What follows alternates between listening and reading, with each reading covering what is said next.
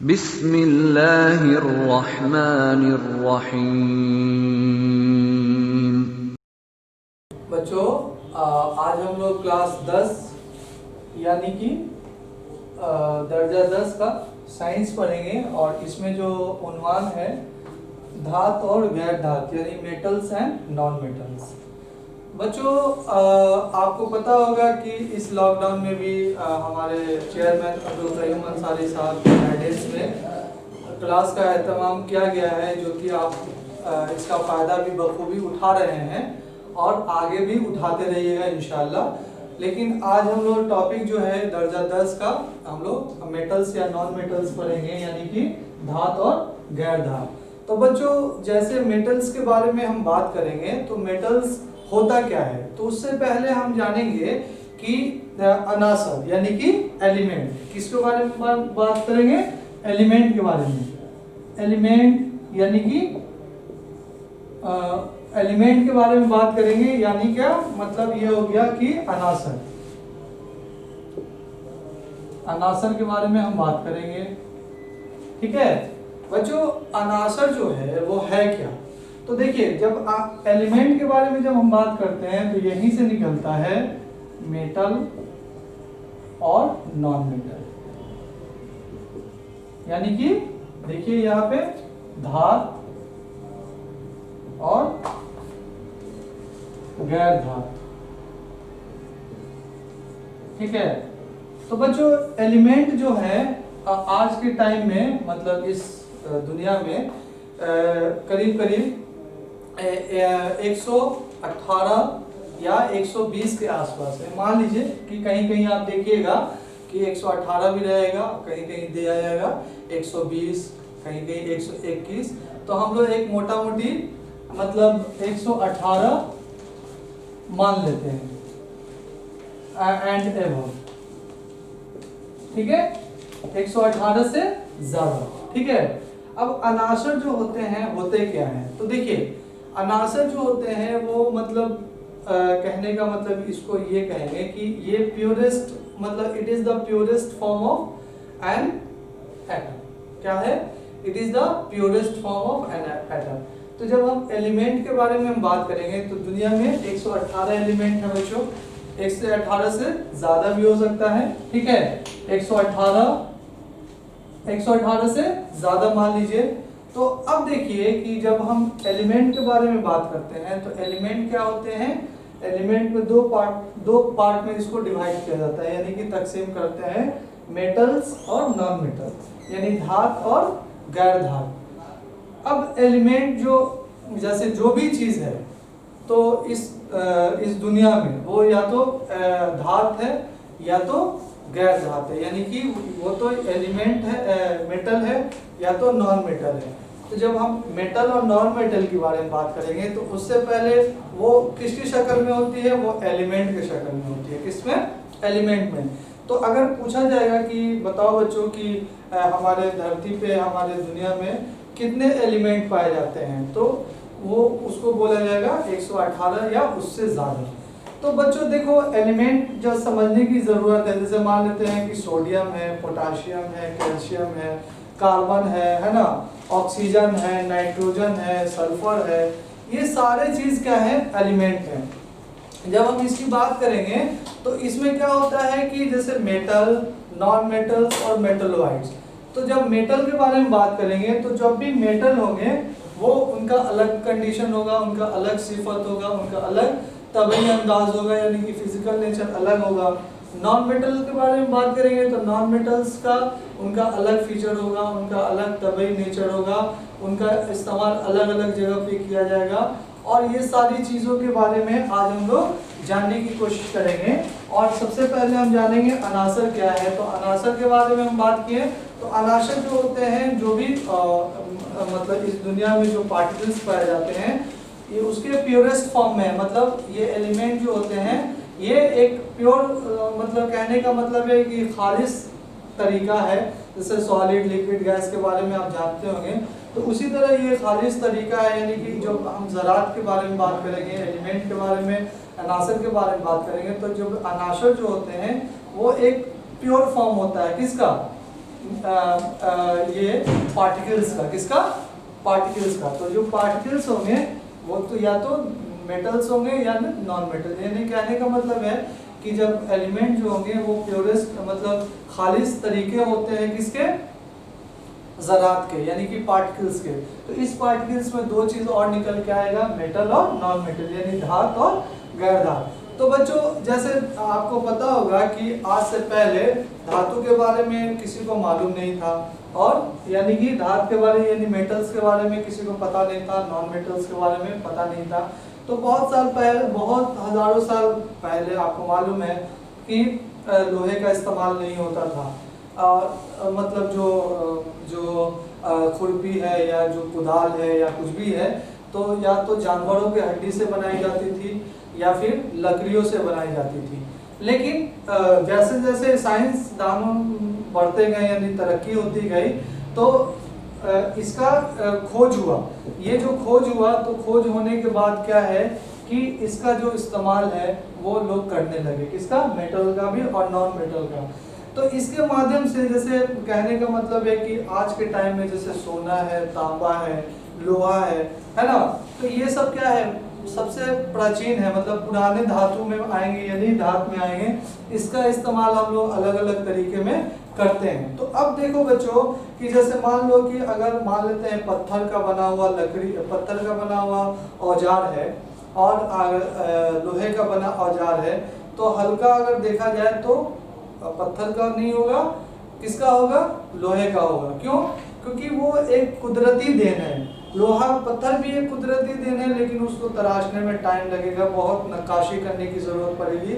लेकिन अगर हम वही लेके आए मेटल में, तो उनका एक अलग ही तरीका है। वो जब हम कच्चे से पक्के में निकालते हैं तो उसको हम क्या करते हैं, उसको हम लोग मेटलर्जी कहते हैं, यानी मेटलर्जी उसको कहते हैं, जो कि किसी भी चीज़ को कच्चे से सही बनाने में इस्तेमाल किया जा सकता है।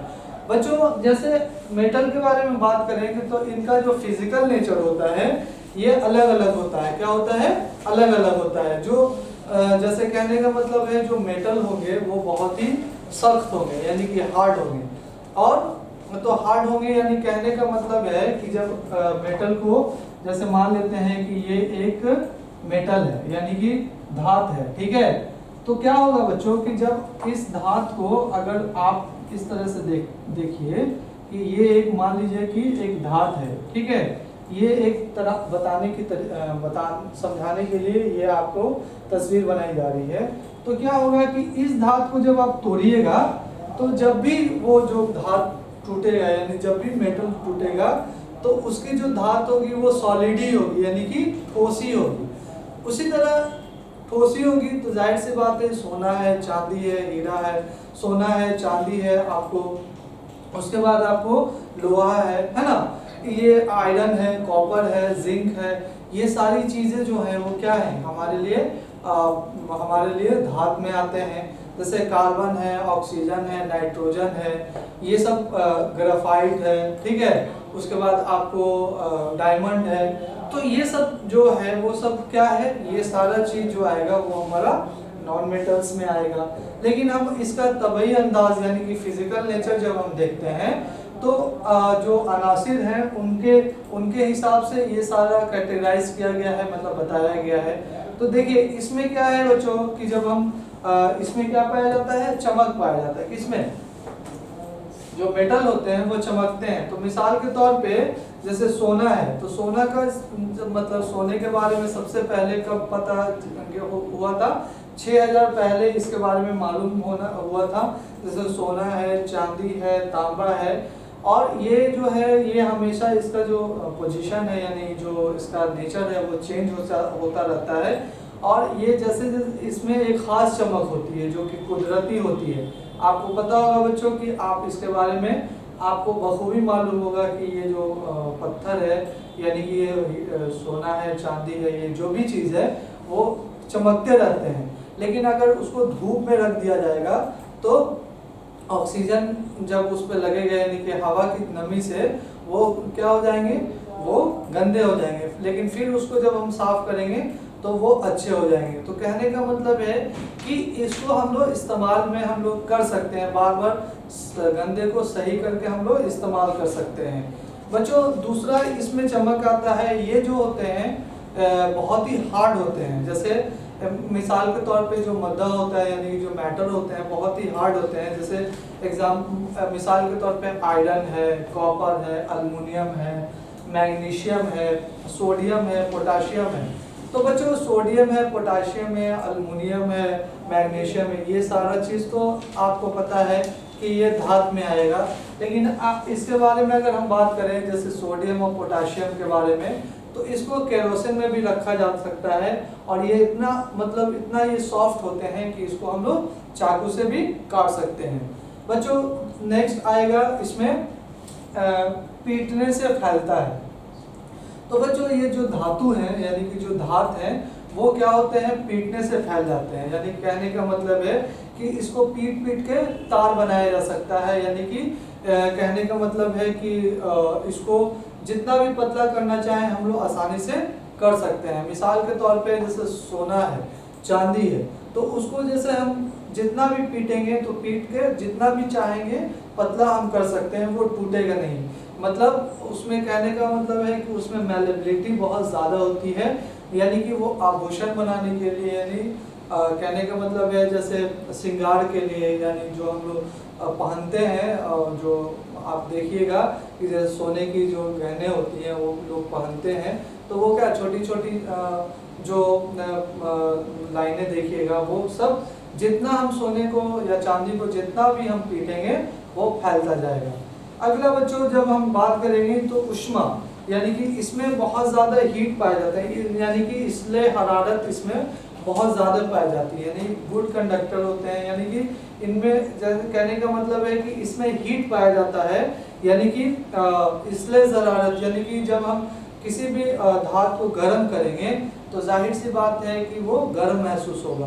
गर्म महसूस होने का मतलब उसमें हीट होता है और वो हीट एक जगह से दूसरी जगह क्या होता है, चेंज होता है। जैसे मिसाल के तौर पे जैसे हम खाना बनाते हैं तो पत्थर देखते होंगे, जो पतीला जब हम लोग खाना बनाने में रखते हैं तो वो क्या होता है, गर्म होता है। गर्म होने की वजह से वो खाना बनाने में आसानी होती है। अगला बच्चों हम बात करें तो इसमें बरकी मूसल होते हैं, यानी कि इलेक्ट्रिकल कंडक्टिविटी इसमें पाया जाता है। जैसे मिसाल के तौर पे हमने सिल्वर लिया, गोल्ड लिया, है ना, आयरन है, कॉपर है, जिंक है। तो बच्चों आपको बता दें कि जो सिल्वर जो होते हैं वो सबसे ज़्यादा good conductor of heat and electricity होते हैं। उसके बाद आपको जैसे चांदी, उसके बाद सोना भी होते हैं, अल्युमिनियम है, कॉपर है, आयरन है, ये सब भी होते हैं। लेकिन सबसे ज़्यादा अगर पूछा जाएगा तो सबसे ज़्यादा ये होता है क्या, चांदी।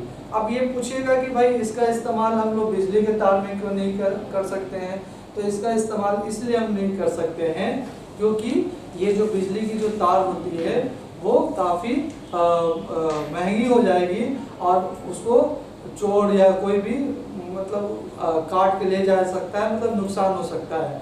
और दूसरी बात ये भी है कि गुड कंडक्टर है तो मतलब हादसा होने की ज़्यादा चांसेस है।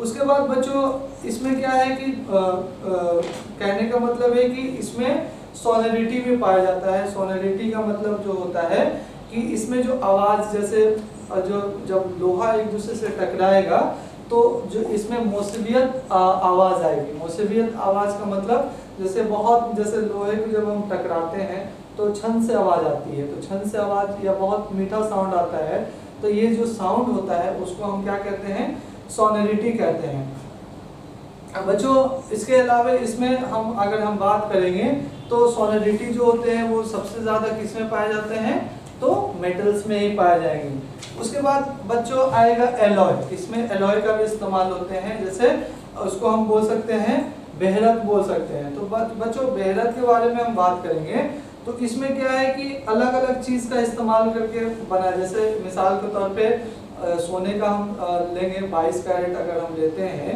तो इसमें 22 भाग में 20 भाग सोना होगा, 2 भाग जो होंगे चांदी या तांबा हो सकते हैं, यानी कहने का मतलब है कि अगर 24 कैरेट को 18 कैरेट में बदलने के लिए हमको क्या करना होगा कि अलग अलग तरीके से इस्तेमाल करना होगा। तो बच्चों आपको इसमें आपको कोई भी तकलीफ हो, परेशानी हो, दुश्वारी हो तो आप ज़रूर है ना मतलब इस कमेंट बॉक्स में कमेंट कीजिएगा, आपको इसका तशफ़्फ़ीफ़ जवाब दी जाएगी।